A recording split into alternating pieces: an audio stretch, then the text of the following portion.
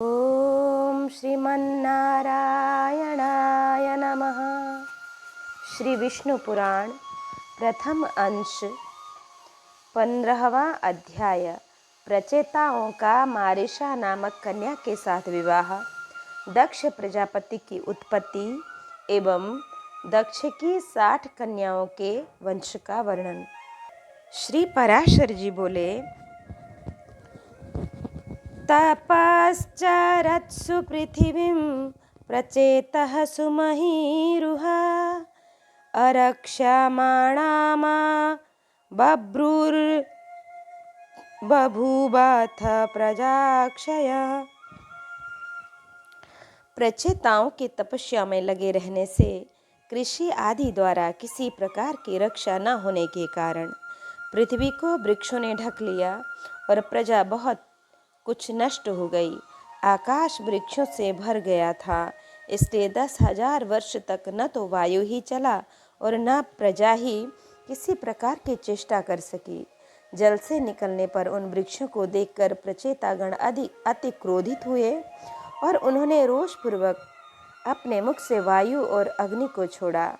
वायु ने वृक्षों को उखाड़ उखाड़ कर सुखा दिया और प्रचंड अग्नि ने उन्हें जला डाला। इस प्रकार उस समय वहां वृक्षों का नाश होने लगा। तब वह भयंकर वृक्ष प्रलय देखकर थोड़े से वृक्षों के रह जाने पर उनके राजा सोम ने प्रचेताओं के पास जाकर कहा कि हे नृपतिगण, आप क्रोध शांत कीजिए और मैं जो कुछ कहता हूँ उसे सुनिए। मैं वृक्षों के साथ आप लोगों की संधि कर दूंगा। वृक्षों से उत्पन्न हुई इस सुंदर वर्ण वाली रत्न स्वरूपा कन्या का मैंने पहले से ही भविष्य को जानकर अपनी अमृतमयी किरणों से पालन पोषण किया है। वृक्षों की यह कन्या मारिशा नाम से प्रसिद्ध है। यह महाभागा इसलिए ही उत्पन्न की गई है कि निश्चय ही तुम्हारे वंश को बढ़ाने वाली तुम्हारी भार्या हो और मेरे और तुम लोगों के आधे आधे तेज से इसके परम विद्वान दक्ष नामक प्रजापति उत्पन्न होगा। वह तुम लोगों के तेज के सहित मेरे अंश से युक्त होकर अपने तेज के कारण अग्नि के समान होगा और प्रजा की खूब वृद्धि करेगा। पूर्व काल में देववेत्ताओं में श्रेष्ठ एक कंडू नामक मुनीश्वर थे। उन्होंने गोमती नदी के परम रमणीक तट पर घोर तप किया। तब इंद्र ने उन्हें तपोभद्र करने के लिए प्रमलोचा नामक उत्तम अप्सरा को नियुक्त किया। उस मंजूहासिनी ने उन ऋषि श्रेष्ठ को विचलित कर दिया। उसके द्वारा क्षुब्ध होकर वे 100 से भी अधिक वर्ष तक विषयासक्त चित्त से मंदराचल की कंदरा में रहे। तब हे महाभाग, एक दिन उस अप्सरा ने कंडू ऋषि से कहा, हे ब्राह्मण,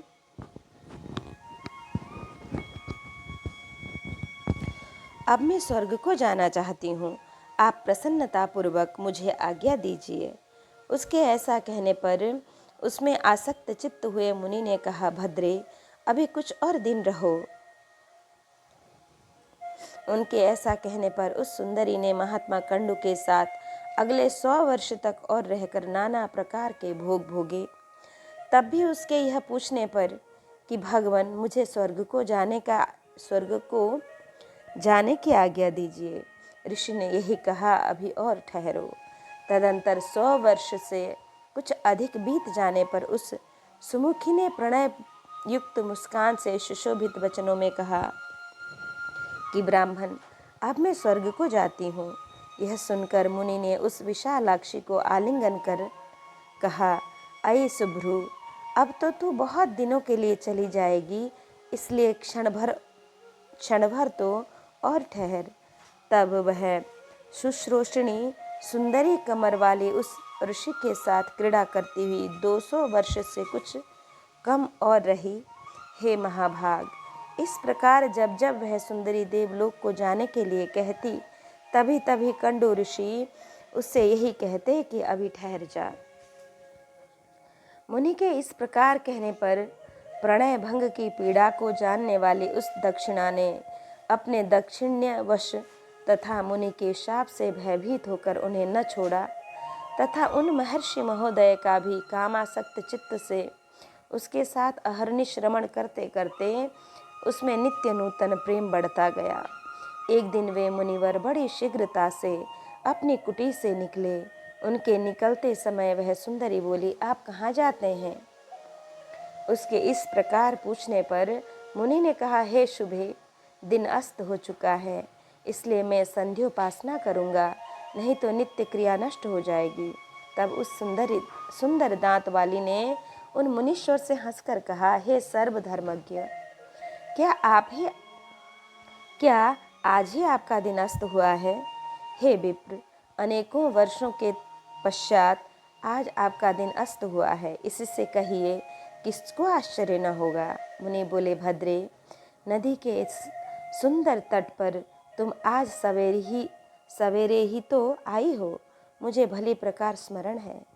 मैंने आज ही तुमको अपने आश्रम में प्रवेश करते देखा था।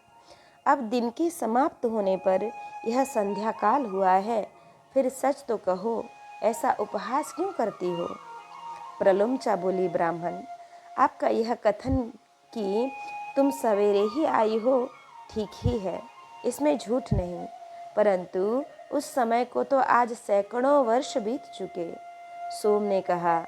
तब उन विप्रवर ने उस विशालाक्षी से कुछ घबरा कर पूछा, अरे भीरू, ठीक ठीक बता, तेरे साथ रमण करते मुझे कितना समय बीत गया? प्रलुम्चा ने कहा, अब तक 907 वर्ष 6 महीने तथा 3 दिन और भी बीत चुके हैं। ऋषि बोले, अरे भीरू, यह तू ठीक कहती है या हे शुभे मेरी हंसी करती है? मुझे तो ऐसा ही प्रतीत होता है कि मैं इस स्थान पर तेरे साथ केवल एक ही दिन रहा हूँ। प्रलुम्चा बोली, हे ब्राह्मण, आपके निकट में झूठ कैसे बोल सकती हूँ? और फिर विशेषतया उस समय जबकि आज आप अपने धर्म मार्ग का अनुसरण करने में तत्पर होकर मुझसे पूछ रहे हैं। सोम ने कहा, हे राजकुमारों, उसके ये सत्य वचन सुनकर मुनि ने मुझे धिक्कार है ऐसा कहकर स्वयं ही अपने को बहुत कुछ भला बुरा कहा। मुनि बोले, ओह, मेरा तप नष्ट हो गया, जो ब्रह्मविद्ताओं का धन था वह लुट गया और विवेक बुद्धि मारी गई। अहो, स्त्री को तो किसी ने मोह उपजाने के लिए ही रचा है। मुझ अपने मन को जीत कर छहों उर्मियों से अतीत पर ब्रह्म को जानना चाहिए। जिसने मेरी इस प्रकार बुद्धि को नष्ट कर दिया, उस काम रूपी महाग्रह को धिक्कार है।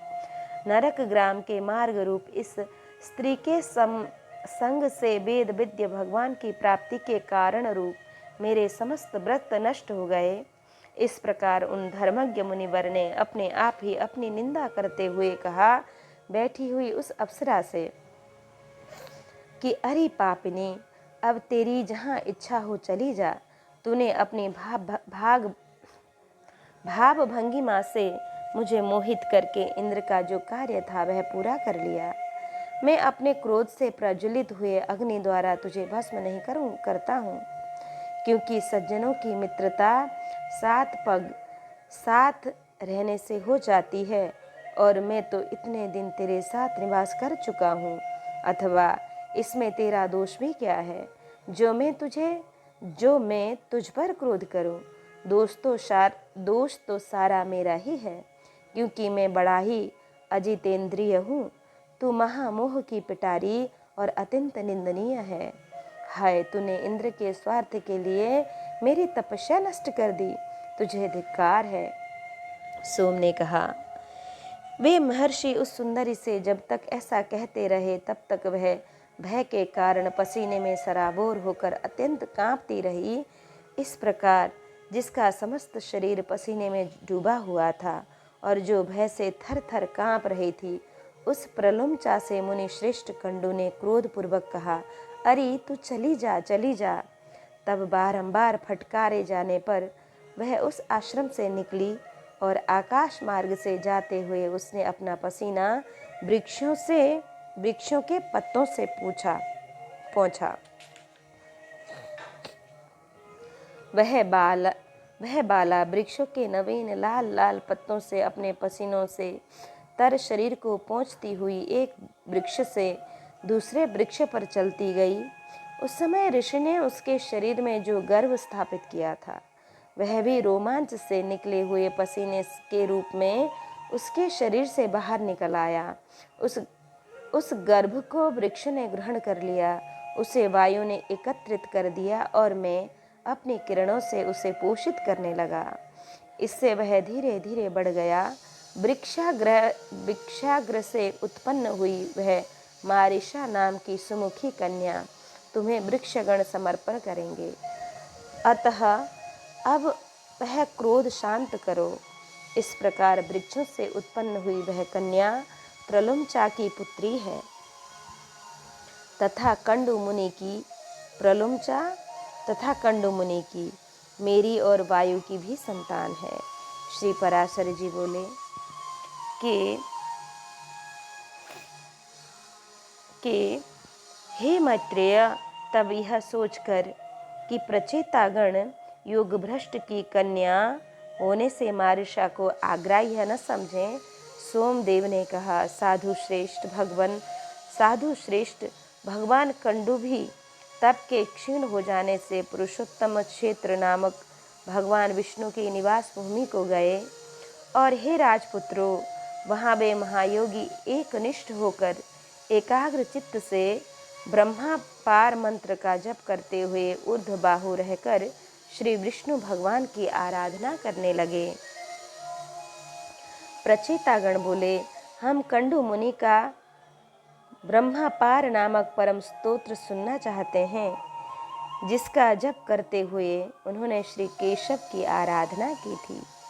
सोम ने कहा, हे राजकुमारों, वह मंत्र इस प्रकार है।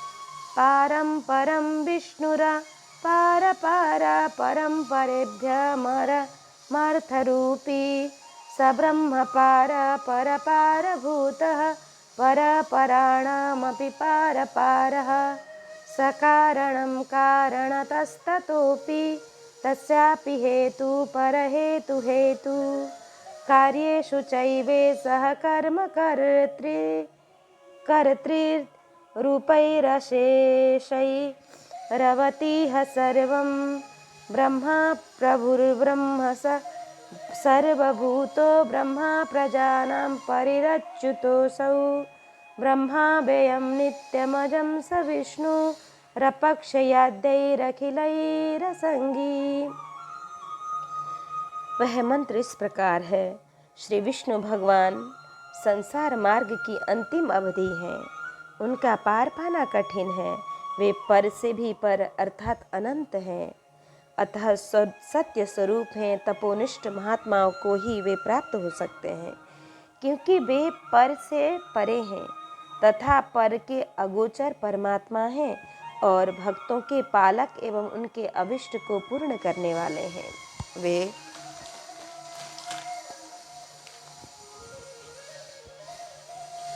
वे कारण पंचभूत के कारण, पंच तन्मात्रा के हेतु, तामस अहंकार और उसके भी हेतु, महतत्व के हेतु, प्रधान के भी परम हेतु और इस प्रकार समस्त कर्म और कर्ता आदि के सहित कार्य रूप से स्थित सकल प्रपंच का पालन करते हैं। ब्रह्मा ही प्रभु हैं, ब्रह्म ही सर्व जीव रूप हैं और ब्रह्मा ही सकल प्रजा का पति रक्षक तथा अविनाशी है। वह ब्रह्म अव्यय नित्य और अजन्मा है तथा वही क्षय आदि समस्त विकारों से शून्य विष्णु है। क्योंकि वह अक्षर अज और नित्य ब्रह्म ही पुरुषोत्तम भगवान विष्णु हैं, इसलिए उनका नित्य अनुरक्त भक्त होने के कारण मेरा राग आदि दोष शांत हो। इस ब्रह्म पार नामक परम स्तोत्र का जप करते हुए श्री केशव की आराधना करने से उन मुनीश्वरों ने परम सिद्धि प्राप्त की। जो पुरुष इस स्तव को नित्य प्रति पढ़ता या सुनता है, वह काम आदि सकल दोषों से मुक्त होकर अपना मनोवांछित फल प्राप्त करता है। अब मैं तुम्हें यह बताता हूँ कि यह मारीशा पूर्व जन्म में कौन थी, तथा यह बता देने से तुम्हारे कार्य का गौरव सफल होगा, अर्थात तुम प्रजा वृद्धि रूप फल प्राप्त कर सकोगे। यह साध्वी अपने पूर्व जन्म में एक महारानी थी। पुत्रहीन अवस्था में पति के मर जाने पर इस महाभागा ने अपने भक्ति भाव से विष्णु भगवान को संतुष्ट किया था। इसकी आराधना से प्रसन्न हो विष्णु भगवान ने प्रकट होकर कहा, हे शुभे वर मांग। तब इसने अपनी मनोभिलाषा इस प्रकार कह सुनाई, भगवन, बाल विधवा होने के कारण मेरा जन्म व्यर्थ ही हुआ। हे जगतपते, मैं ऐसी अभागिनी हूँ कि फलहीन पुत्रहीन ही उत्पन्न हुई। अतः आपकी कृपा से जन्म जन्म में मेरे बड़े प्रशंसनीय पति हों और प्रजापति ब्रह्मा के समान पुत्र हो। और हे अधोक्षज, आपके प्रसाद से भी मैं कुलशील अवस्था, सत्य, दाक्षिण्य, कार्य कुशलता, शीघ्रकारिता, अविसंवादिता, उल्टा न कहना, सत्व, वृद्ध सेवा और कृतज्ञता आदि गुणों से तथा सुंदर रूप, संपत्ति से संपन्न और सबको प्रिय लगने वाली अयोनिजा माता के गर्भ से जन्म लिए बिना उत्पन्न हो। सोम बोले, उसके ऐसा कहने पर वरदायक परमेश्वर देवाधिदेव श्री ऋषिकेश ने प्रणाम के लिए झुकी हुई उस बाला को उठाकर कहा कि भविष्यन्ति महावीर्या एकस्मिन्नेव जन्मनि प्रख्यातोदार कर्माणो भवत्या पतयो दशः। तेरे एक ही जन्म में बड़े पराक्रमी और विख्यात कर्मवीर 10 पति होंगे, और हे शोभने, उसी समय तुझे प्रजापति के समान एक महावीर्यवान एवं अत्यंत बल विक्रम युक्त पुत्र भी प्राप्त होगा। इस संसार में कितने ही वंशों को चलाने वाला होगा और उसकी संतान संपूर्ण त्रिलोकी में फैल जाएगी।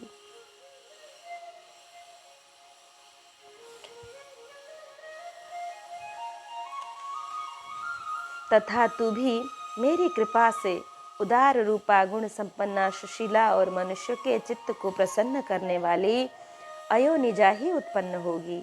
हे राजपुत्रो, उस विशालाक्षी से ऐसा कहकर भगवान अंतर्ध्यान हो गए, और वही यह मारीशा के रूप में उत्पन्न हुई तुम्हारी पत्नी है। श्री पराशर जी बोले, तब सोम देव के कहने से प्रचेताओं ने अपना क्रोध शांत किया और उस मारीशा को वृक्षों से पत्नी रूप में ग्रहण किया, और उन 10 प्रचेताओं से मारीशा के महाभाग दक्ष प्रजापति का जन्म हुआ, जो पहले ब्रह्मा जी से उत्पन्न हुए थे। हे महामते, उन महाभाग दक्ष ने ब्रह्मा जी की आज्ञा पालते हुए सर्ग रचना के लिए उद्यत होकर उनकी अपनी सृष्टि बढ़ाने और संतान उत्पन्न करने के लिए नीच ऊंच तथा द्विपद, चतुष्पद आदि नाना प्रकार के जीवों को पुत्र रूप से उत्पन्न किया। प्रजापति दक्ष ने पहले मन से ही सृष्टि करके फिर स्त्रियों की उत्पत्ति की। उनमें से 10 धर्म को और 13 कश्यप को दी, तथा काल परिवर्तन में नियुक्त अश्विनी आदि 27 चंद्रमा को विवाह दी। उन्होंने देवता, दैत्य, नाग, गौ, पक्षी, गंधर्व, अप्सरा और दानव आदि उत्पन्न किए। हे मैत्रेय, दक्ष के समय से ही प्रजा का मैथुन स्त्री पुरुष संबंध द्वारा उत्पन्न होना आरंभ हुआ।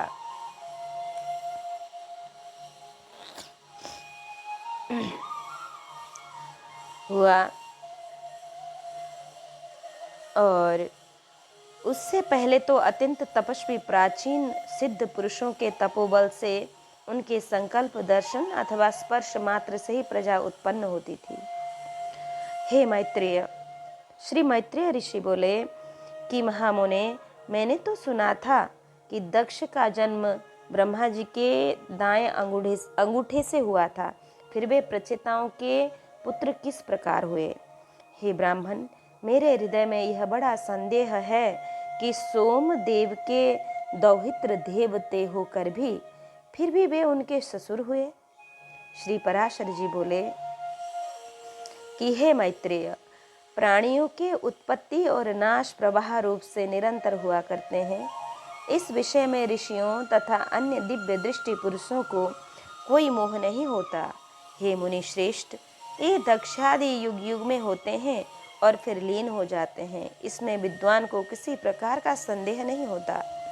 हे द्विजोत्तम, इनमें पहले किसी प्रकार की ज्येष्ठता अथवा कनिष्ठता भी नहीं कही थी। उस समय तप और प्रभाव ही उनकी ज्येष्ठता का कारण होता था। श्री मैत्रेय बोले, ब्राह्मण, आप मुझे देव, दानव, गंधर्व, सर्प और राक्षसों की उत्पत्ति विस्तार पूर्वक कहिए। श्री पराशर जी बोले, प्रजा सृजेति व्यादिष्टः पूर्वं दक्षः स्वयंभुवा यथा ससर्ज भूतानि तथा शृणु महामुने।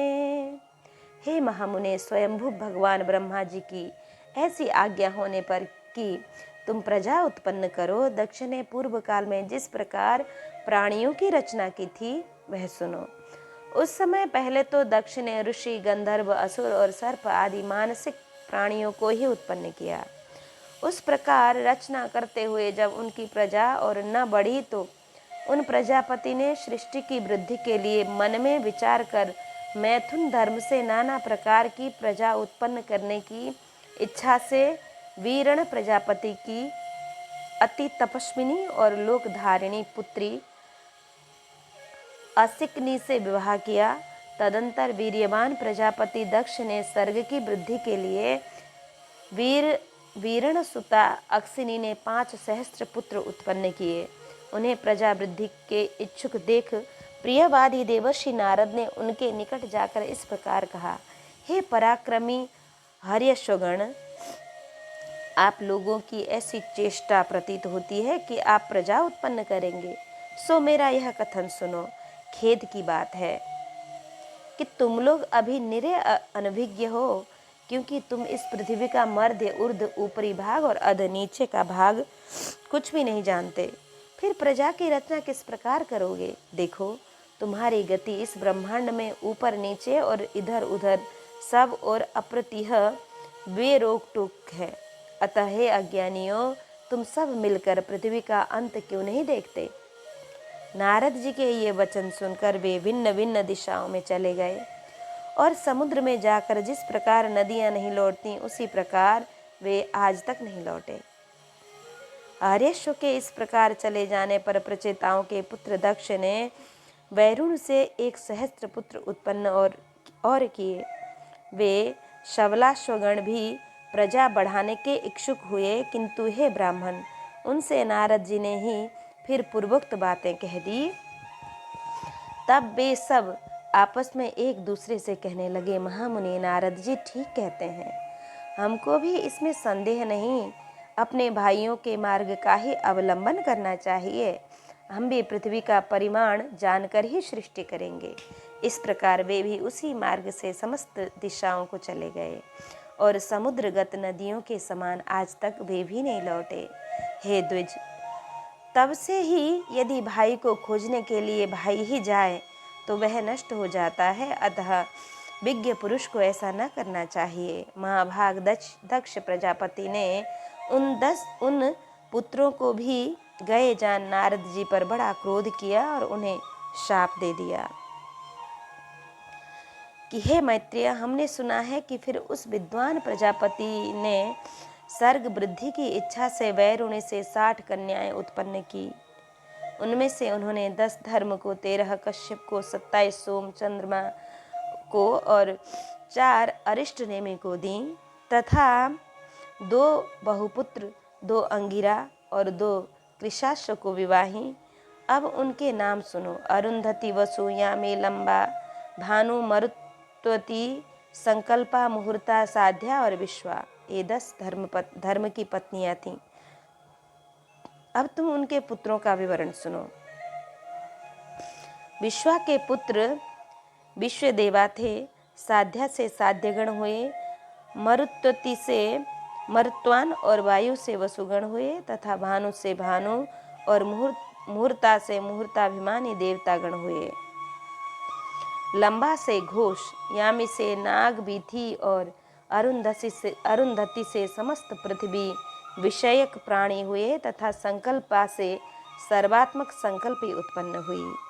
नाना प्रकार का वसु, तेज अथवा धन ही जिनका प्राण है, ऐसी ज्योति आदि जो 8 वसुगण विख्यात हैं, उनमें मैं उनके वंश का विस्तार बताता हूँ। उनके नाम आप ध्रुव, सोम, धर्म, अनिल, वायु, अनल, अग्नि, प्रत्युष और प्रभास कहे जाते हैं। आपके पुत्र वैतंड्य, श्रम, शांत और ध्वनि हुए, तथा ध्रुव के पुत्र लोक संहारक भगवान काल हुए। भगवान बर्चा सोम के पुत्र थे, जिससे पुरुष वर्चस्वी तेजस्वी हो जाता है, और धर्म के उनकी भार्या मनोहरा से द्रविण, हुत एवं हव्य वह तथा शिशिर, प्राण और वरुण नामक पुत्र हुए। अनिल की पत्नी शिवा थी। उससे अनिल के मनोजव और अभिज्ञात गति ये 2 पुत्र हुए। और अग्नि के पुत्र कुमार शरस्तंभ सरकंडे से उत्पन्न हुए थे। ये कृत्तिकाओं के पुत्र होने से कार्तिकेय कहलाए। शाख, विशाख और नैगमेय इनके छोटे भाई थे। देवल नामक ऋषि को प्रत्युष का पुत्र कहा जाता है। इन देवल के भी 2 क्षमाशील और मनीषी पुत्र हुए। बृहस्पति जी की बहन वरस्त्री, जो ब्रह्मचारिणी और सिद्ध योगिनी थी तथा अनासक्त भाव से समस्त भूमंडल में विचरती थी, 8वें वसु प्रभास की भार्या हुई। उससे सहस्त्रों शिल्पों कारीगरियों के कर्ता और देवताओं के शिल्पी महाभाग प्रजापति विश्वकर्मा का जन्म हुआ, जो समस्त शिल्पकारों में श्रेष्ठ और सब प्रकार के आभूषण बनाने वाले हुए, तथा जिन्होंने देवताओं के संपूर्ण विमानों की रचना की, और जिन महात्मा की आविष्कृता शिल्प विद्या के आश्रय से बहुत से मनुष्य जीवन निर्वाह करते हैं, उन विश्वकर्मा के 4 पुत्र थे। उनके नाम सुनो। अजैकपाद, अहिर, बुर्धन्य, त्वष्टा और परम पुरुषार्थी रुद्र थे। उनमें से त्वष्टा के पुत्र महातपस्वी विश्वरूप थे। हे महामुने, हर बहुरूप, त्र्यंबक, अपराजित, वृषाकपि, शंभु, कपर्दी, रैवत, मृगव्याध, सर्ग और कपाली, ये त्रिलोक के अधीश्वर 11 रुद्र कहे गए हैं। ऐसे सैकड़ों महातेजस्वी 11 रुद्र प्रसिद्ध हैं। जो दक्ष कन्याएं कश्यप जी की स्त्रियां हुईं, उनके नाम सुनो। वे अदिति, दीति, दनु, अरिष्टा, सुरसा, खसा, सुरभि, बिन्ता, ताम्रा, क्रोधवशा, इरा, कद्रु और मुनि थीं। ये धर्मज्ञ, अब तुम उनकी संतान का विवरण श्रवण करो। पूर्व चाक्षुष मनमंत्र में तुषित नामक 12 श्रेष्ठ देवगण थे। वे यशस्वी सुरश्रेष्ठ चाक्षुष मनमंत्र के पश्चात वैवस्वत मनमंत्र के उपस्थित होने पर एक दूसरे के पास जाकर मिले और परस्पर कहने लगे कि हे देवगण, आओ हम लोग शीघ्र ही अदिति के गर्भ में प्रवेश कर इस वैवस्वत मनमंत्र में जन्म लें, इसी में हमारा हित है। इस प्रकार चाक्षुष मनमंत्र में निश्चय कर उन सब ने मरीचि पुत्र कश्यप जी के यहाँ दक्ष कन्या अदिति के गर्भ से जन्म लिया। वे अति तेजस्वी, उससे उत्पन्न होकर विष्णु, इंद्र, अर्यमा, धाता, त्वष्टा, पूषा, विश्वान, सविता, मैत्र, वरुण, अंशु और भग नामक 12 आदित्य कहलाए। इस प्रकार पहले चाक्षुष मनमंत्र में जो तुषित नामक देवगण थे वे ही वैवस्वत मनवंतर में 12 आदित्य हुए। सोम की जिन 27 सुब्रता पत्नियों के विषय में पहले कह चुके हैं वे सब नक्षत्र योगिनी हैं और उन नामों से ही विख्यात हैं।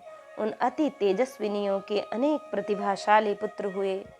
अरिष्ट नेमि की पत्नियों के 16 पुत्र हुए। बुद्धिमान बहुपुत्र की भार्या कपिला, अतिलोहिता, पिता और अशिता नामक 4 प्रकार की विद्युत कही जाती हैं।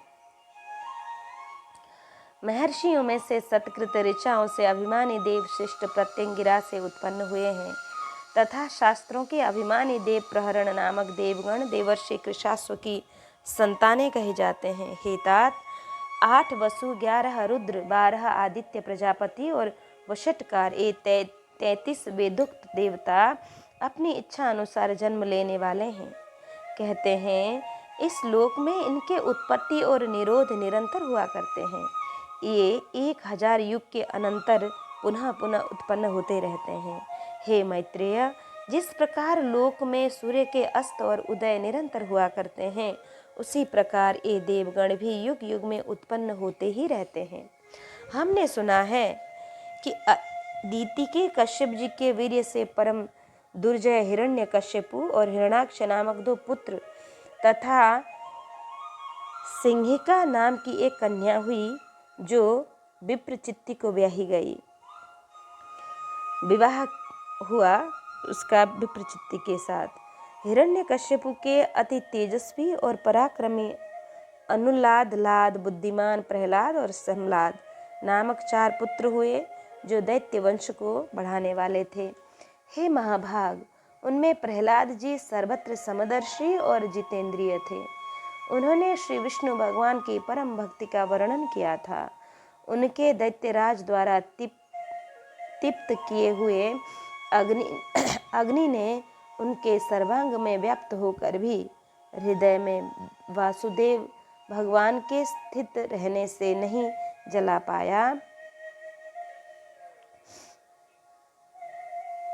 जिन महाबुद्धिमान के पाशबद्ध होकर समुद्र के जल में पड़े पड़े इधर उधर हिलने डुलने से सारी पृथ्वी हिलने लगी थी, जिनका पर्वत के समान कठोर शरीर सर्वत्र भगवत चित्त रहने के कारण दैत्यराज के चलाए हुए अस्त्र शस्त्रों से भी छिन्न भिन्न नहीं हुआ, दैत्यराज द्वारा प्रेरित विषाग्नि से प्रज्वलित मुख वाले सर्प जो जिन महातेजस्वी का अंत नहीं कर सके, जिन्होंने भगवत स्मरण रूपी कवच धारण किए रहने के कारण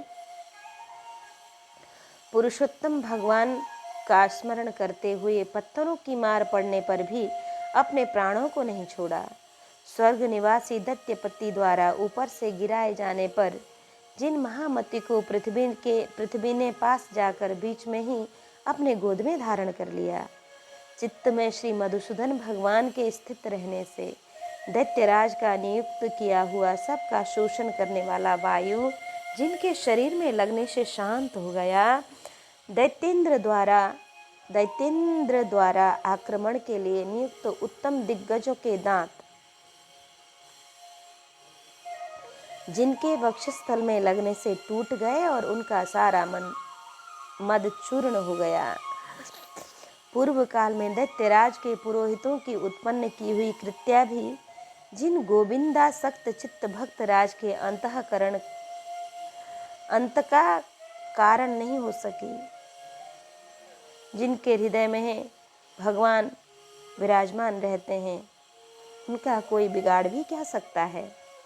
जिनके ऊपर प्रयुक्त की हुई अति मायावी शंबरासुर की हजारों मायाएं श्री कृष्ण चंद्र के चक्र से व्यर्थ हो गईं, जिन मतिमान और निर्मत्सर ने दैत्यराज के रसोइयों के लाए हुए हलाहल विष को निर्विकार भाव से पचा लिया, जो इस संसार में समस्त प्राणियों के प्रति समान चित्त और अपने समान ही दूसरों के लिए भी परम प्रेम युक्त थे और जो परम धर्मात्मा महापुरुष सत्य एवं शौर्य आदि गुणों की खानी तथा समस्त साधु पुरुषों के लिए उपमान स्वरूप हुए थे। नृसिंहावतार विषयक प्रश्न। श्री मैत्रेय जी बोले, कथितो भवता वंशो मानवानां महात्मनां कारणं चास्य जगतो विष्णुरेव सनातनः।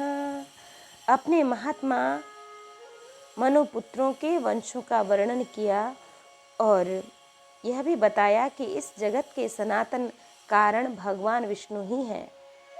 ऐसा श्री मैत्रेय जी ने पूछा। किंतु भगवान, आपने जो कहा कि दैत्य श्रेष्ठ प्रहलाद जी को न तो अग्नि से ही भस्म किया और न उन्होंने अस्त्र शस्त्रों से आघात किए जाने पर ही अपने प्राण छोड़े, तथा पाशबद्ध होकर समुद्र के जल में पड़े रहने पर उनके हिलते डुलते हुए अंगों से आहत होकर पृथ्वी डगमगाने लगी थी, और शरीर पर पत्थरों की बौछार पड़ने पर भी वे नहीं मरे। इस प्रकार जिन महाबुद्धिमान का आपने बहुत ही महात्म्य वर्णन किया है, हे मुने, जिन अति तेजस्वी महात्माओं के ऐसे चरित्र हैं, मैं उन परम विष्णु भक्त का अतुलित प्रभाव सुनना चाहता हूँ। हे मुनिवर, वे तो बड़े ही धर्मपरायण थे, फिर दैत्यों ने उन्हें क्यों अस्त्र शस्त्रों से पीड़ित किया और क्यों समुद्र के जल में डाला?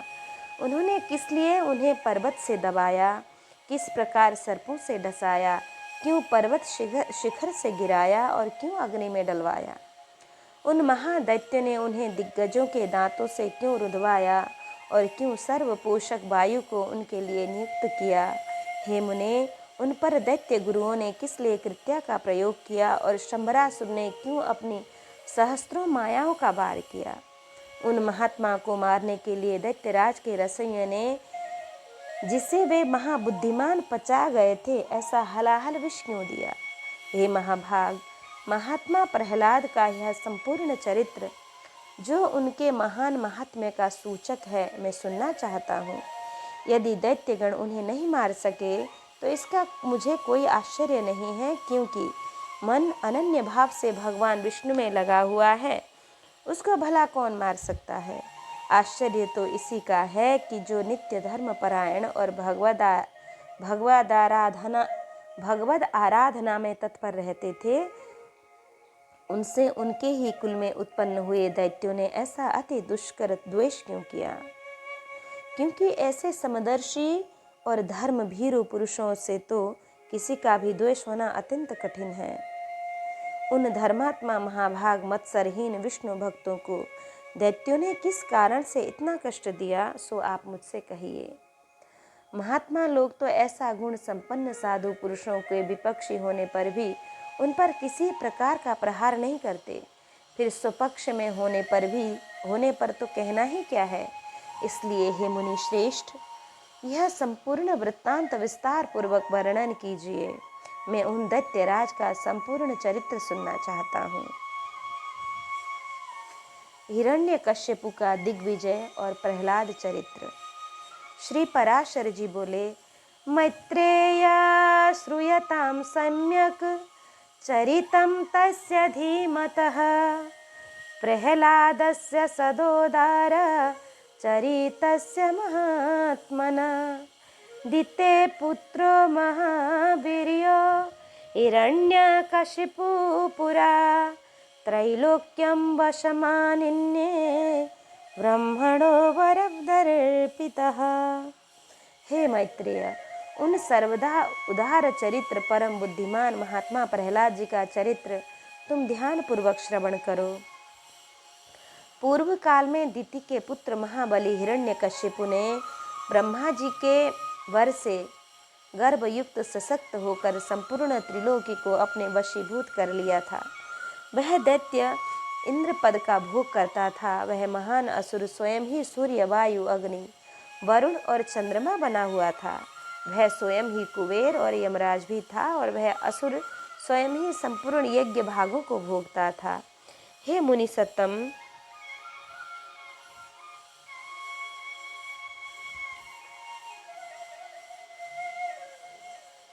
उसके भय से देवगण स्वर्ग को छोड़कर मनुष्य शरीर धारण कर भूमंडल में विचरण करते थे। इस प्रकार संपूर्ण त्रिलोकी को जीतकर त्रिभुवन के वैभव से गर्वित हुआ और गंधर्वों से अपनी स्तुति सुनता हुआ वह अपने अभिष्ट भोगों को भोगता था।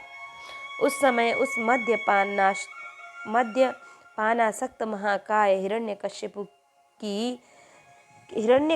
की ही समस्त सिद्ध गंधर्व और नाग आदि उपासना करते थे।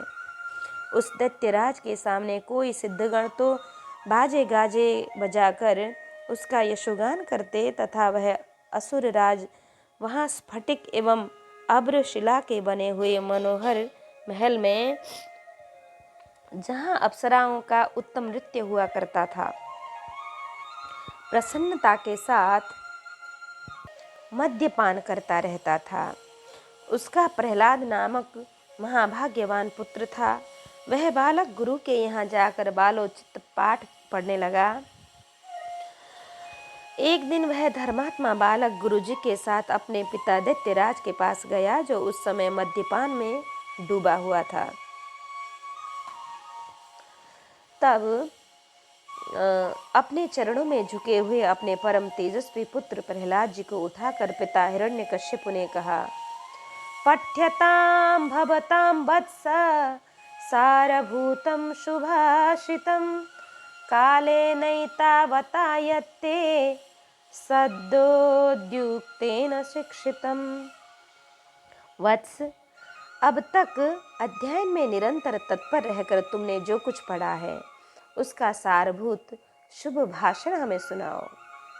प्रहलाद जी बोले, पिताजी, मेरे मन में जो सबके सारांश रूप से स्थित है वह मैं आपकी आज्ञा अनुसार सुनाता हूँ। सावधान होकर सुनिए। जो आदि मध्य और अंत से रहित अजन्मा, पृथ्वी, क्षय, शून्य और अच्युत है, समस्त कारणों के कारण तथा जगत के स्थिति और अंत करता उन श्री हरि को मैं प्रणाम करता हूँ। पराशर जी बोले, यह सुन दैत्यराज हिरण्यकश्यपु ने क्रोध से नेत्र लाल कर प्रहलाद जी की गुरु की ओर देखकर कांपते हुए होठों से कहा, रे दुर्बुद्धि ब्राह्मण धम, यह क्या तूने मेरी अवज्ञा कर इस बालक को मेरे विपक्षी की स्तुति से युक्त असार शिक्षा दी है। गुरुजी ने कहा, दैत्यराज, आपको क्रोध के वशीभूत न होना चाहिए। आपका यह पुत्र मेरी सिखाई हुई बात नहीं कह रहा। हिरण्यकश्यप बोला, बेटा प्रहलाद, बताओ तो तुम्हें यह शिक्षा किसने दी है? तुम्हारे गुरुजी कहते हैं कि मैंने तो इसे कोई उपदेश ऐसा नहीं दिया। प्रहलाद जी बोले, पिताजी, हृदय में स्थित भगवान विष्णु ही तो संपूर्ण जगत के उपदेशक हैं। उन परमात्मा को छोड़कर और कौन किसी को कुछ सिखा सकता है? हिरण्यकश्यपु बोला, अरे मूर्ख, जिस विष्णु का तू मुझ जगदीश्वर के सामने धृष्टता पूर्वक निशंक होकर बारंबार वर्णन करता है वह कौन है? प्रहलाद जी बोले, योगियों के ध्यान करने योग्य, जिसका परम पद वाणी का विषय नहीं हो सकता तथा जिससे विश्व प्रकट हुआ है और जो स्वयं विश्व रूप है, वह परमेश्वर ही विष्णु है। हिरण्यकश्यप बोला, अरे मूढ़, मेरे रहते हुए और कौन परमेश्वर कहाँ जा सकता है? फिर भी तू मौत के मुख में जाने की इच्छा से बारंबार ऐसा बक रहा है। प्रहलाद जी बोले, हे तात, वह ब्रह्मभूत विष्णु तो केवल मेरा ही नहीं बल्कि संपूर्ण प्रजा और आपका भी कर्ता, नियंता और परमेश्वर है। आप प्रसन्न होइए, व्यर्थ क्यों क्रोध करते हैं?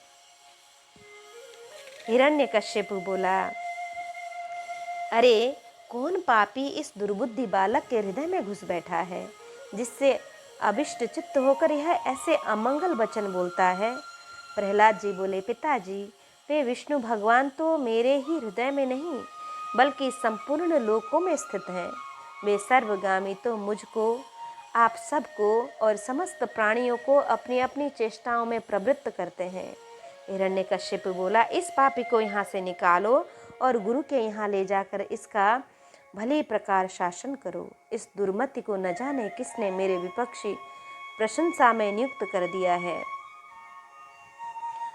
श्री पराशर जी बोले, उसके ऐसा कहने पर दैत्यराज उस बालक को फिर गुरुजी के यहाँ ले गए और वे वहाँ गुरुजी की रात दिन भली प्रकार सेवा शुश्रूषा करते हुए विद्या अध्ययन करने लगे।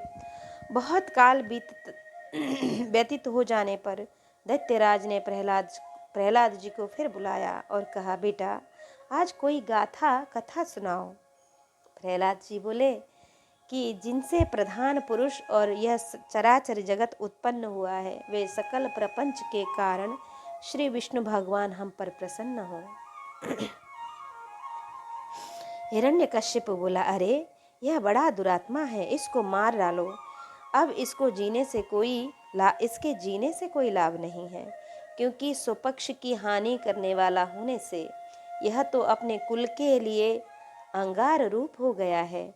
श्री पराशर जी बोले, उसकी ऐसी आज्ञा होने पर सैकड़ों हजारों दैत्यगण बड़े बड़े अस्त्र शस्त्र लेकर उन्हें मारने के लिए तैयार हुए। प्रहलाद जी बोले, अरे दैत्यो, भगवान विष्णु तो शस्त्रों में, तुम लोगों में और मुझ में सर्वत्र ही स्थित है। इस सत्य के प्रभाव से इन शस्त्र अस्त्रों का मेरे ऊपर कोई प्रभाव न हो। श्री पराशर जी बोले, तब तो उन सैकड़ों दैत्यों के शस्त्र समूह का आघात होने पर भी उनको तनिक सी भी वेदना न हुई। वे फिर भी ज्यों के त्यों नवीन बल संपन्न ही रहे। हिरण्यकश्यप बोला, रे दुर्बुद्धे, अब तो विपक्ष की स्तुति करना छोड़ दे। जा, मैं तुझे अभय दान देता हूँ, अब और अधिक नादान मत हो। प्रहलाद जी बोले, हे तात, जिनके स्मरण मात्र से जन्म, जरा और मृत्यु आदि के समस्त भय दूर हो जाते हैं, उन सकल भयहारी अनंत के हृदय में स्थित रहते हुए मुझे भय कहाँ रह सकता है। हिरण्यकश्यप बोला, अरे सर्पों, इस अत्यंत दुर्बुद्धि और दुराचारी को अपने विषाग्नि संतप्त मुखों से काट कर शीघ्र ही नष्ट कर डालो। श्री पराशर जी बोले, ऐसी आज्ञा होने पर अति क्रूर और विषधर तक्षक आदि सर्पों ने उनके समस्त अंगों में काटा, किंतु उन्हें तो श्री कृष्ण चंद्र में आसक्त चित्त रहने के कारण भगवत स्मरण के परमानंद में डूबे रहने से उन महासर्पों के काटने पर भी अपने शरीर की कोई सुधि नहीं हुई। सर्प बोले, हे दैत्यराज, देखो हमारी दाढ़ें टूट गईं, मड़ियाँ चटकने लगीं, फणों में पीड़ा होने लगी और हृदय कांपने लगा, तथापि इसकी त्वचा तो जरा भी नहीं कटी। इसलिए अब आप हमें कोई और कार्य बताइए। हिरण्यकश्यप बोला, हे दिग्गजों, तुम सब अपने संकीर्ण दांतों को मिलाकर मेरे शत्रु पक्ष द्वारा बहकाकर मुख से विमुख किए हुए इस बालक को मार डालो। देखो, जैसे अरण्य से उत्पन्न हुआ अग्नि उसी को जला डालता है, उसी प्रकार कोई जिससे उत्पन्न होते हैं उसी के नाश करने वाले हो जाते हैं। श्री पराशर जी बोले, तब पर्वत शिखर के समान विशालकाय दिग्गजों ने उस बालक को पृथ्वी पर पटक कर अपने दांतों से खूब रौंदा, किंतु श्री गोविंद का स्मरण करते रहने से हाथियों के हजारों दांत उनके वक्षस्थल से टकराकर टूट गए। तब उन्होंने पिता हिरण्यकश्यप से कहा कि ये जो हाथियों के वज्र के समान कठोर दांत टूट गए हैं, इसमें मेरा कोई बल नहीं है। यह तो श्री जनार्दन भगवान के महाविपत्ति और क्लेशों के नष्ट करने वाले स्मरण का ही प्रभाव है। हिरण्यकश्यप बोला, अरे दिग्गजों, तुम हट जाओ। दैत्यगण, तुम अग्नि जलाओ, और हे वायु, तुम अग्नि को प्रज्वलित करो, जिससे इस पापी को जला डाला जाए। श्री पराशर जी बोले, तब अपने स्वामी की आज्ञा से दानवगण काष्ठ के एक बड़े ढेर में स्थित उस असुर राजकुमार को अग्नि प्रज्वलित करके जलाने लगे। प्रहलाद जी बोले, हे तात, पवन से प्रेरित हुआ भी यह अग्नि मुझे नहीं जलाता। मुझको तो सभी दिशाएं ऐसी शीतल प्रतीत होती हैं, मानो चारों ओर कमल बिछे हुए हों।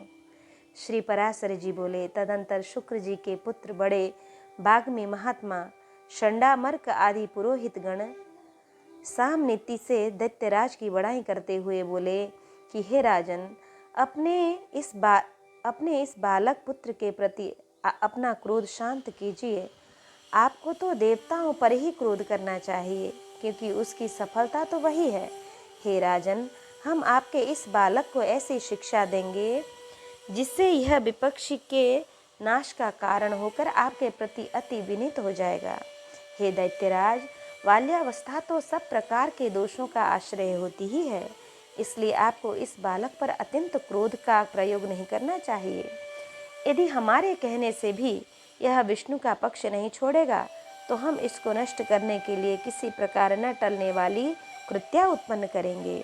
श्री पराशर जी बोले कि पुरोहितों के इस प्रकार प्रार्थना करने पर दैत्यराज ने दैत्यों द्वारा प्रहलाद को अग्नि समूह से बाहर निकलवाया। फिर प्रहलाद जी गुरु जी के यहाँ रहते हुए उनके पढ़ा चुकने पर अन्य दानव कुमारों को बार बार उपदेश देने लगे कि प्रहलाद जी बोले, हे दैत्य कुलोत्पन्न असुर बालको, श्रूयताम परमार्थो में दैतेयादिति जात्मजा न चान्यथै तन्मातव्यम नात्र लोभाधिकारणम। हे दैत्य कुलोत्पन्न असुर बालको, सुनो, मैं तुम्हें परमार्थ का उपदेश करता हूँ, तुम इसे अन्यथा न समझना, क्योंकि मेरे ऐसा कहने में किसी प्रकार का लोभादि कारण नहीं है। सभी जीव जन्म, बाल्यावस्था और फिर यौवन प्राप्त करते हैं। तत्पश्चात दिन दिन वृद्धावस्था की प्राप्ति भी अनिवार्य ही है। और हे दैत्य राजकुमारों, फिर यह जीव मृत्यु के मुख में चला जाता है। यह हम और तुम सभी प्रत्यक्ष देखते हैं। मरने पर पुनर्जन्म होता है, यह नियम भी कहीं नहीं टलता। यह विषय में श्रुति स्मृति रूपा आगम भी प्रमाण है कि बिना उपादान के कोई वस्तु उत्पन्न नहीं होती। पुनर्जन्म प्राप्त करने वाले गर्भवास आदि जितनी अवस्थाएं हैं, उन सब को दुख रूप ही जानो। मनुष्य मूर्खतावश क्षुधा, तृष्णा और शीतादि की शांति को सुख मानते हैं, परंतु वास्तव में तो वे दुख मात्र ही हैं। जिनका शरीर वातादि दोषों से अत्यंत शिथिल हो जाता है, उन्हें जिस प्रकार व्यायाम सुखप्रद होता है, उसी प्रकार जिनकी दृष्टि भ्रांति ज्ञान से ढकी हुई है, उन्हें दुख ही सुखरूप जान पड़ता है। अहो, कहाँ तो कप आदि महाघृणित पदार्थों का समूह रूप शरीर, और कहाँ कांति, शोभा, सौंदर्य एवं रमणीयता आदि दिव्य गुण। तथापि मनुष्य इस घृणित शरीर में कांति आदि का आरोप कर सुख मानने लगा है। यदि किसी मूढ़ पुरुष की मांस, रुधिर, पीप, विष्ठा, मूत्र, स्नायु, मज्जा और अस्थियों के समूह रूप इस शरीर में प्रीति हो सकती है, तो उसे नरक भी प्रिय लग सकता है। अग्नि, जल और भात क्रमशः शीत, तृषा और क्षुधा के कारण ही सुखकारी होते हैं, और इनके प्रतियोगी जल आदि भी अपने से भिन्न अग्नि आदि के कारण ही सुख के हेतु होते हैं। हे दैत्य कुमारों, विषयों का जितना जितना संग्रह किया जाता है, उतना उतना ही वे मनुष्य के चित्त में दुख बढ़ाते हैं।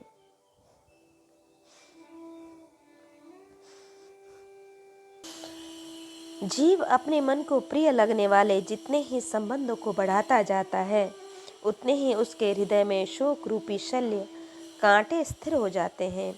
घर में जो कुछ धन धन्यादि होते हैं, मनुष्य के जहाँ तहाँ परदेश में रहने पर भी वे पदार्थ उसके चित्त में बने ही रहते हैं, और उनके नाश और दाह आदि की सामग्री भी उसी में मौजूद रहती है।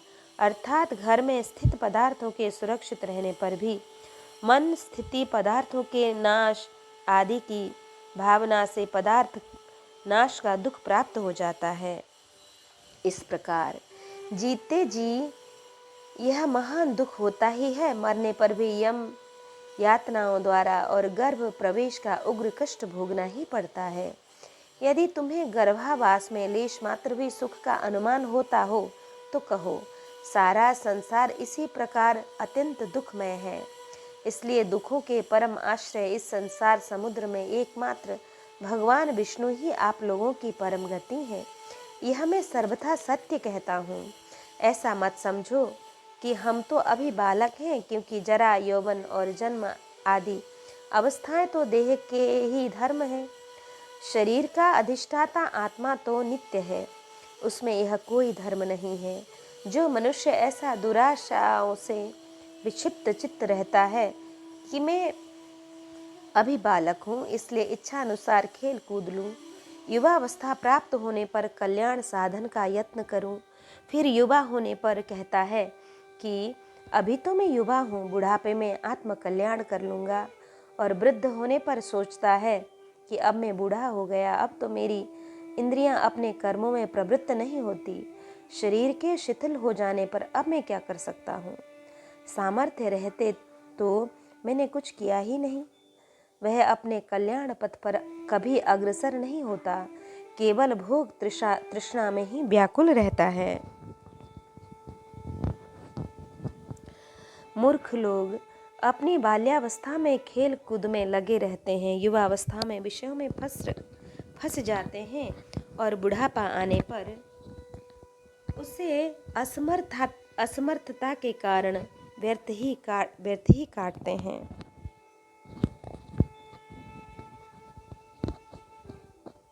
इसलिए विवेकी पुरुष को चाहिए कि देह की बाल्या, यौवन और वृद्ध आदि अवस्थाओं की अपेक्षा करके बाल्यावस्था में ही अपने कल्याण का यत्न करे। मैंने तुम लोगों से जो कुछ कहा है, यदि तुम मिथ्या नहीं समझते हो तो मेरी प्रसन्नता के लिए बंधन को छुड़ाने वाले श्री विष्णु भगवान का स्मरण करो। उनका स्मरण करने में परिश्रम भी क्या है, और स्मरण मात्र से ही वे अति शुभ फल देते हैं, तथा रात दिन उन्हीं का स्मरण करने वालों का पाप भी नष्ट हो जाता है। उन सर्वभूतस्थ प्रभु में तुम्हारी बुद्धि अहरनिश लगी रहे और उनमें निरंतर तुम्हारा प्रेम बढ़े। इस प्रकार तुम्हारे समस्त क्लेश दूर हो जाएंगे। जबकि यह सभी संसार ताप त्रय से दग्ध हो रहा है, तो इन विचारे शोचनीय जीवों से कौन बुद्धिमान द्वेष करेगा। यदि ऐसा दिखाई दे कि और जीव तो आनंदमय है, मैं ही परम शक्तिहीन हूँ, तब भी प्रसन्न नहीं होना चाहिए, क्योंकि द्वेष का फल तो दुख द्रूप ही है। यदि कोई प्राणी बैर भाव से द्वेष भी करे तो विचारवानों के लिए तो वे अहो, ये महामोह के मोह से व्याप्त हैं, इस प्रकार अत्यंत शोचनीय ही है। हे दैत्यगण, ये मैंने भिन्न भिन्न दृष्टि वालों के विकल्प भिन्न भिन्न उपाय कहे, अब उनका समन्वय पूर्वक संक्षिप्त विचार सुनो। यह संपूर्ण जगत सर्वभूतमय भगवान विष्णु का विस्तार है, अतः विचक्षण पुरुषों को इसे आत्मा के समान अभेद रूप से देखना चाहिए। इसलिए दैत्य भाव को छोड़कर हम और तुम ऐसा यत्न करें जिससे शांति लाभ कर सकें, जो परम शांति अग्नि, सूर्य, चंद्रमा, वायु, मेघ, वरुण, सिद्ध, राक्षस, यक्ष, दैत्यराज, सर्प, किन्नर, मनुष्य, पशु और अपने दोषों से तथा ज्वर, नेत्र रोग, अतिसार, प्लिम्पा, तिल्ली और गुल्म आदि रोगों से एवं द्वेष, ईर्ष्या, मत्सर, राग, लोभ और किसी अन्य भाव से भी कभी क्षीण नहीं होती, और जो सर्वदा अत्यंत निर्मल है, उसे मनुष्य अमल स्वरूप श्री केशव में मनोनिवेश करने में प्राप्त कर लेता है। हे दैत्यों, मैं आग्रहपूर्वक कहता हूँ, तुम इस असार संसार के विषय में कभी संतुष्ट मत होना, तुम सर्वत्र समदृष्टि करो, क्योंकि समता ही श्री अच्युत की वास्तविक आराधना है। उन अच्युत के प्रसन्न होने पर फिर संसार में दुर्लभ ही क्या है। तुम धर्म, अर्थ और काम की इच्छा कभी न करना, वे तो अत्यंत तुच्छ हैं। उस ब्रह्मरूप महावृक्ष का आश्रय लेने पर तो तुम निसंदेह मोक्ष रूप महाफल प्राप्त कर लोगे। प्रहलाद को मारने के लिए विष, अस्त्र और अग्नि आदि का प्रयोग एवं प्रहलाद कृत भगवान स्तुति। श्री पराशर जी बोले, ददस्तैतां दानवाश्चेष्टां दृष्ट्वा दैत्यपतेर्भयात् आचचक्षुः चोवाच सुदानाहुय सत्वरः। उनकी ऐसी चेष्टा देख दैत्यों ने दैत्यराज हिरण्यकश्यपु से डरकर उससे सारा वृत्तांत कह सुनाया और उसने भी तुरंत अपने रसोइयों को बुलाकर कहा कि अरे सूदगण, मेरा यह दुष्ट और दुर्मति पुत्र औरों को भी कुमार्ग का उपदेश देता है, अतः तुम शीघ्र ही इसे मार डालो। तुम उसे उनके बिना जाने समस्त खाद्य पदार्थ में हलाहल विष मिलाकर दो और किसी प्रकार का सोच विचार न कर उस पापी को मार डालो। श्री पराशर जी बोले, उन रसोइयों ने महात्मा प्रहलाद को जैसी कि उनकी पिता ने आज्ञा दी थी उसी के अनुसार विष दे दिया। हे मैत्रेय, तब ने उस घोर हलाहल विष को भगवान नाम के उच्चारण से अभिमंत्रित कर अन्न के साथ खा गए। तब भगवान के प्रभाव से निस्तेज हुए उस विष को खाकर उसे बिना किसी विकार के पचाकर स्वस्थ चित्त से स्थित रहे। उस महान विष को पचा हुआ देख रसोइयों ने भय से व्याकुल हो हिरण्यकश्यप के पास जा उसे प्रणाम करके कहा कि हे दैत्यराज, हमने अब आपकी आज्ञा से अत्यंत तीक्ष्ण विष दिया था, तथापि आपके पुत्र प्रहलाद ने उसे अन्न के साथ पचा लिया। हिरण्यकश्यप बोला, हे पुरोहितगण, शीघ्रता करो, उसे नष्ट करने के लिए अब कृत्या उत्पन्न करो और देरी न करो। श्री पराशर जी बोले, तब पुरोहितों ने अति विनीत प्रहलाद से उसके पास जाकर शांति पूर्वक कहा, हे आयुष्मान, तुम त्रिलोकी में विख्यात ब्रह्मा जी के कुल में उत्पन्न हुए हो और दैत्यराज हिरण्यकश्यपु के पुत्र हो। तुम्हें देवता, अनंत अथवा और भी किसी से क्या प्रयोजन है? तुम्हारे पिता तुम्हारे तथा संपूर्ण लोकों के आश्रय हैं और तुम भी ऐसे ही होगे। इसलिए तुम यह विपक्षी स्तुति करना छोड़ दो। तुम्हारे पिता सब प्रकार प्रशंसनीय हैं और वे समस्त गुरुओं में गुरुओं के परम गुरु हैं। तब प्रहलाद जी बोले, हे महाभागगण, यह ठीक ही है। यह संपूर्ण त्रिलोकी में भगवान मरीचि का यह महान कुल अवश्य ही प्रशंसनीय है, इसमें कोई भी अन्यथा नहीं कह सकता। और मेरे पिताजी संपूर्ण जगत में बहुत बड़े पराक्रमी हैं, यह भी मैं जानता हूँ। यह बात भी बिल्कुल ठीक है, अन्यथा नहीं। और जो आपने कहा कि समस्त गुरुओं में पिता ही परम गुरु है, इसमें भी मुझे लेशमात्र संदेह नहीं। पिताजी परम गुरु हैं और प्रयत्न पूर्वक पूजनीय हैं, इसमें कोई संदेह नहीं। और मेरे चित्त में भी यही विचार स्थित है। आपने जो कहा है कि तुझे अनंत से क्या प्रयोजन है, सो ऐसी बात को भला कौन न्यायोचित कह सकता है? आपका यह कथन किसी भी तरह ठीक नहीं है। ऐसा कहकर वे उनका गौरव रखने के लिए चुप हो गए और फिर हंसकर कहने लगे, तुझे अनंत से क्या प्रयोजन, इस विचार को धन्यवाद है। हे मेरे गुरुगण, आप कहते हैं कि मुझे अनंत से क्या प्रयोजन है, धन्यवाद है आपके इस विचार को। अच्छा, यदि आपको बुरा न लगे तो मुझे अनंत से जो प्रयोजन है सो सुनिए। धर्म, अर्थ, काम, मोक्ष, ये 4 पुरुषार्थ कहे जाते हैं। ये चारों ही जिनसे सिद्ध होते हैं, उनसे क्या प्रयोजन? आपके इस कथन को क्या कहा जाए? उन अनंत से ही दक्ष और मरीचि आदि तथा अनन्य ऋषिश्वरों को धर्म, किन्हीं अन्य मुनीश्वरों को अर्थ एवं अन्य किसी को काम की प्राप्ति हुई। किन्हीं अन्य महापुरुषों को ज्ञान, ध्यान और समाधि के द्वारा उन्हीं के तत्व को जानकर अपने संसार बंधन को काटकर उन्होंने मोक्ष पद प्राप्त किया है। अतः संपत्ति, ऐश्वर्य, महात्म्य, ज्ञान, संतति और कर्म तथा मोक्ष, इन सब की एकमात्र मूल श्री हरि की आराधना ही उपार्जनीय है। हे द्विजगण, इस प्रकार जिनसे अर्थ, धर्म, काम और मोक्ष, ये चारों ही फल प्राप्त होते हैं, उनके लिए भी आप ऐसा क्यों कहते हैं कि अनंत से तुझे क्या प्रयोजन है और बहुत कहने से क्या लाभ? आप लोग तो मेरे गुरु हैं, उचित अनुचित सभी कुछ कह सकते हैं और मुझे तो विचार भी बहुत ही कम है। इस विषय में अधिक क्या कहा जाए। मेरे विचार से तो सबके अंतःकरण में स्थित एकमात्र वे ही संसार के स्वामी तथा उसके रचयिता, पालन और संहारक हैं। वे ही भोक्ता और भोज्य तथा वे ही एकमात्र जगदीश्वर हैं। हे मुनिगण, मैं बाल्य भाव से यदि कुछ अनुचित कहा हो मैंने बाल्य भाव से यदि कुछ अनुचित कहा हो तो क्षमा चाहता हूँ, क्षमा करें। पुरोहित गण बोले, अरे बालक, हमने तो यह समझ कर कि तू फिर ऐसी बात न कहेगा, तुझे अग्नि में जलने से बचाया है। हम यह नहीं जानते थे कि तू ऐसा बुद्धिहीन है।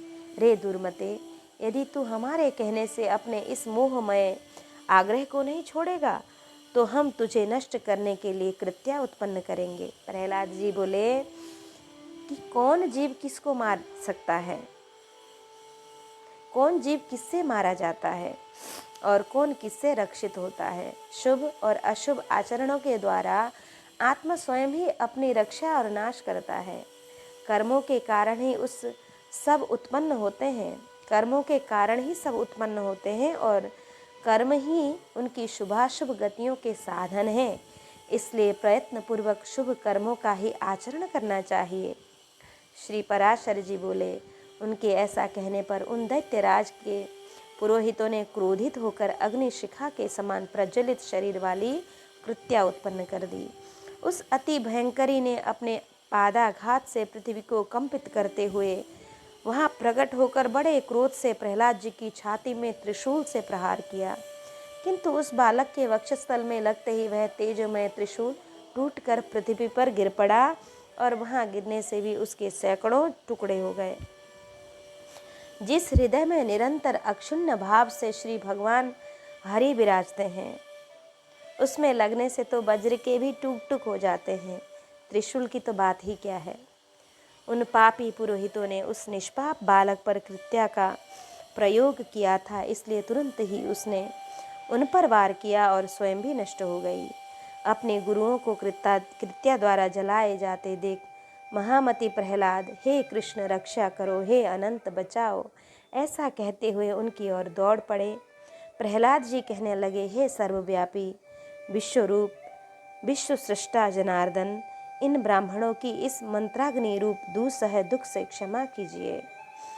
सर्वव्यापिन जगद्रूप जगत्स्रष्टा जनार्दन, पाहि विप्रानिमानस्माद् दुस्सहान्य मंत्रपावकात्।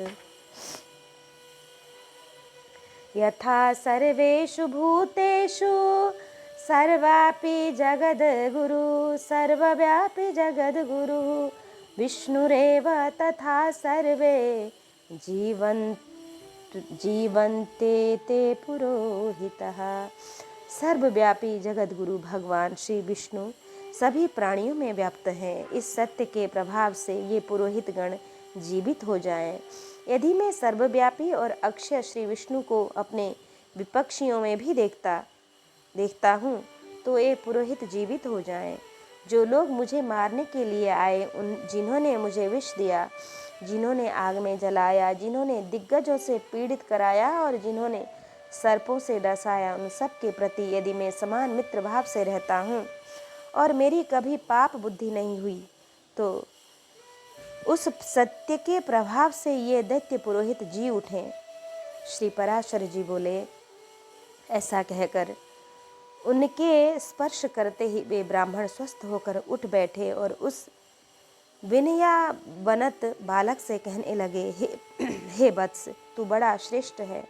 तू दीर्घायु, निर्द्वंद बल, वीर्य संपन्न तथा पुत्र पौत्र एवं धन ऐश्वर्य आदि से संपन्न हो।